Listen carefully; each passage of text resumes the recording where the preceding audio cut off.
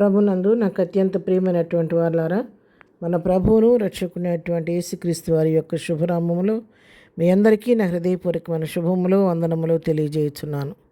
ఉదయకాల సమయంలో దేవుని వాక్యాన్ని ధ్యానం చేసుకుందాము. ఈరోజు వాక్య ధ్యానము కొరకు మనం తీసుకున్నటువంటి లేఖన భాగము మత్తయి సువార్త 5వ అధ్యాయం 9వ వచనం చదువుకుందాం. సమాధానపరచువారు ధన్యులు, వారు దేవుని కుమారులు అనబడుదురు. దేవుని నామమునకు మహిమ కలుగునుగాక. మరి సమాధానపరచువారు వాడు ఎంతో ధన్యులని, వారు దేవుని కుమారులను పిలువబడతారని ఇక్కడ వాక్యం మనం చదువుతున్నాం.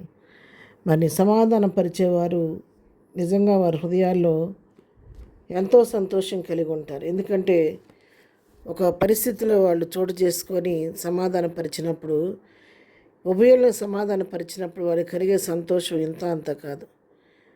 కొంతమంది ఉంటారు లోకంలో, వాళ్ళు ఎలా ఉంటారంటే ఇద్దరు జగడమాడుకుంటూ ఉంటే వారి మధ్య సమాధానపరచకపోగా ఎవరికి చెప్పాల్సిన మాటలు వారికి చెప్పి ఉభయుల మధ్య సమస్యలను పెంచి వారిరువురు భేదాభిప్రాయాలు కలిగి కొట్లాడుకుంటూ ఉంటే వీళ్ళు చూసి ఆనందిస్తూ ఉంటారు.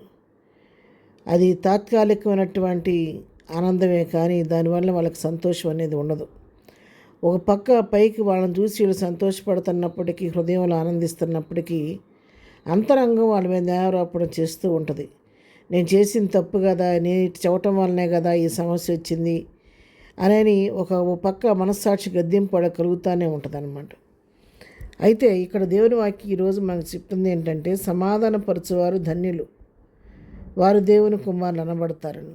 మన దేవుడే సమాధానకర్త అండి. ఆయన బిడ్డలమైన మనం కూడా సమాధానపరిచేవారుగా ఉండాలి, కానీ సమాధానాన్ని తొలగించేవారిగా, అసమాధానం కలిగించేవారుగా ఉండకూడదు. ఒకవేళ నీవు నేను ఉభయుల మధ్య సరైన రీతిగా పనిచేసి సమాధానం కలిగిస్తున్నప్పుడు కూడా మనల్ని అపార్థం చేసుకొని మనమే సమాధానం లేకుండా చేస్తున్నామని ఇతర మంది అభిప్రాయపడినా కూడా మనం బాధపడాల్సిన అవసరం లేదు. ఎందుకంటే మనుషులు వాళ్ళ యొక్క ఆలోచనలు బట్టి మనల్ని అంతా ఊహిస్తూ ఉంటారు, కానీ అంతరంగాల్ని, హృదయాన్ని పరిశీలించే దేవుడు ఆయనకి తెలుసు. మన మనుషులకు భయపడాల్సిన అవసరం లేదు. దేవునికి భయపడి ఆయన సమాధానకర్త కాబట్టి మనం సమాధానపరిచేవారుగా ఈ లోకంలో ఉండాలి. యెషయా గ్రంథం 9వ అధ్యాయం 6వ వచనం చూస్తే, ఆశ్చర్యకరుడు, ఆలోచనకర్త, బలవంతుడైన దేవుడు, నిత్యుడగు తండ్రి, సమాధానకర్తగా అధిపతి అని అతనికి పేరు పెట్టబడును. మన దేవునికి ఉన్న పేరే సమాధానకర్తకు అధిపతి. ఆయన సమాధానకర్త కాబట్టి ఆయన బిడ్డలమైన మనం కూడా సమాధానపరిచేవారిగా ఉంటే మనం దేవుని కుమారులు అని మనం కూడా పిలువబడతాం అన్నమాట. కాబట్టి అటువంటి మంచి అనుభవాన్ని మనం కలిగి ఉండాలి. మరి రోమాపత్రికలోనే 12వ అధ్యాయంలో కూడా మనం చూసినట్లయితే, రోమాపత్రిక 12వ అధ్యాయం 18వ వచనం మనం చదువుకుంటే, శక్యమైతే మీ చేతనైనంత మట్టుకు సమస్య మనుషులతో సమాధానముగా ఉండుడి. చూసారా, శక్యమైతే మీ చేతనైనంత మట్టుకు సమస్త మనుషులతో సమాధానంగా ఉండి, చేతనైనంత వరకు అందరితో సమాధానంగా ఉండడానికి ప్రయత్నించేమని దేవుని వాక్యం ఇక్కడ మనకు సెలవిస్తుంది అన్నమాట. ఎందుకంటే మన ప్రభువు సమాధానకర్తగా ఉండి ఎఫెసీ పత్రిక 2వ అధ్యాయం మరి 14-15 వచ్చాను మనం చదువుకోగలిగితే అక్కడ మనం చక్కగా ఆ వాక్య భాగాన్ని మనం చూడగలుగుతాం. 14, 15, 16 వచ్చాను. నేను 16 చదువుతున్నాను.